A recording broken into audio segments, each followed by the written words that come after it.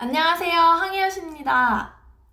선박에서 불이 난다면 과연 우리는 어떻게 대처를 해야 할지 선박 소화훈련에 대해서 알아보겠습니다.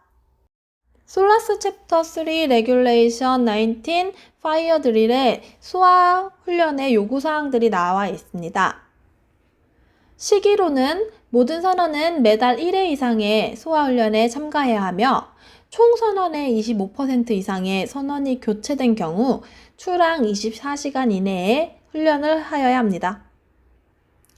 훈련 내용은 항해 일지 및 훈련표에 기록하여야 합니다.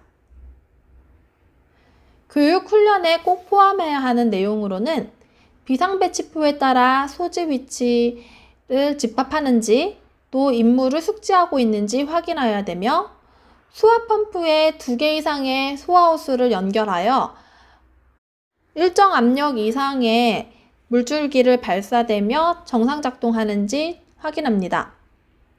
또한 소방원 장구 및 개인 구조 장비를 점검하여야 합니다. 관련한 통신 장비가 제대로 작동하는지 점검합니다. 수밀문, 방화문, 방화 댐퍼, 통풍 장치의 흡입구와 배기구 등을 점검합니다. 태선에 필요한 장치를 점검합니다. 소화 설비 작동과 사용 방법을 아는지, 비상 신호를 선원들이 숙지하고 있는지, 화재 경보 장치가 잘 작동하는지 테스트합니다. 선박 화재의 장소 그리고 화재의 종류에 따라서 소화를 하는 방법이 조금씩 바뀔 수 있습니다. 하지만 초기 보고를 하고 그리고 머스터 스테이션에 모였다가 화재를 진압하러 가는 이런 루틴한 절차가 있습니다. 이 절차에 대해서 한번 알아보도록 하겠습니다. 소화훈련 1단계는 초기 화재의 선교 보고입니다. 화재를 발견한 사람은 주변의 선원이나 선교에 화재 사실을 알려야 합니다. 따라서 주변에 파이어 알람이 있다면 파이어 알람을 울리고 또한 선교에 전화로 보고를 하게 됩니다. 보고 내용에는 꼭 화재가 발생한 장소, 그리고 화재의 규모, 등급 등을 포함하여 보고를 하여야 합니다. 또한 발견자는 최초에 발견했을 때 주변에 불이야! 불이야! 불이야! 하면서 크게 외치면서 주변의 화재 사실을 알려야 합니다. 두 번째로는 초기 진압입니다.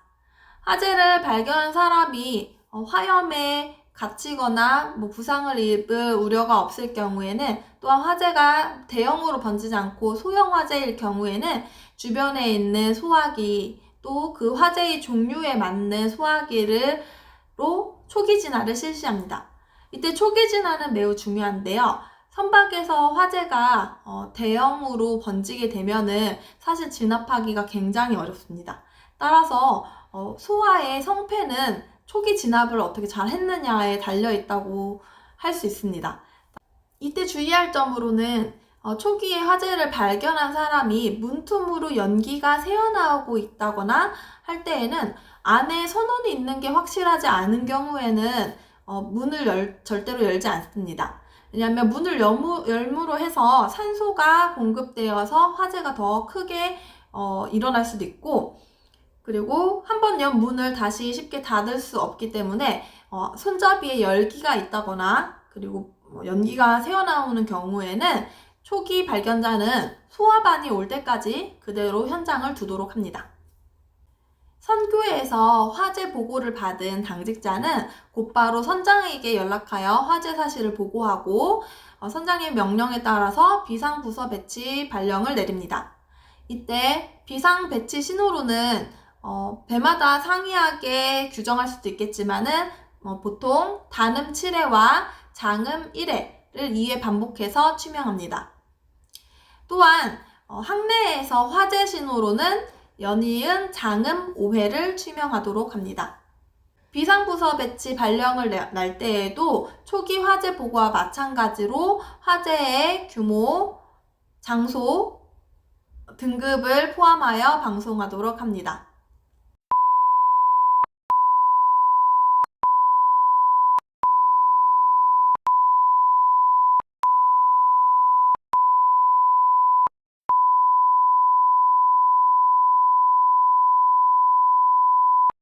비상부서 배치 방송에 따라 전 승무원은 자신의 비상부서 배치표에 따른 휴대폰을 지참하고 각자의 집결 장소로 모이게 됩니다. 1항사는 현장에 집합한 선원들의 인원 점검을 하며 모든 선원이 휴대폰을 지참하고 집결을 완료하였을 시 소화 현장으로 이동하도록 합니다. 이때 초기 진화를 하던 선원은 비상부서 배치가 발령이 나면은 초기 진화를 멈추고 현장에 적절한 통풍 차단을 실시한 후에 본인의 비상부서 배치 장소로 이동하도록 합니다. 비상부서 배치 발령과 동시에 선교에서는 기관실에 다음 사항을 지시합니다. 화재가 난 현장에 통풍 차단과 전기 차단입니다.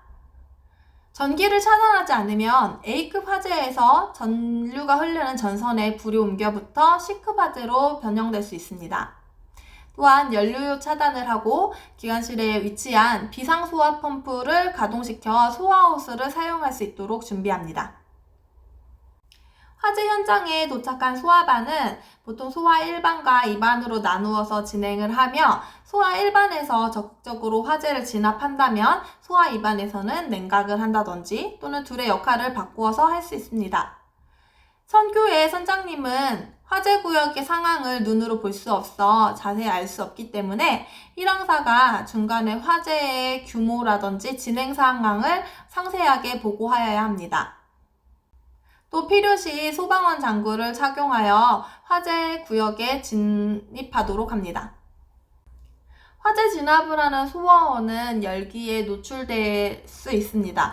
따라서 소화호스를 스프레이 형태로 한 번씩 소화원들에게 뿌려주어서 열기로부터 보호해줍니다.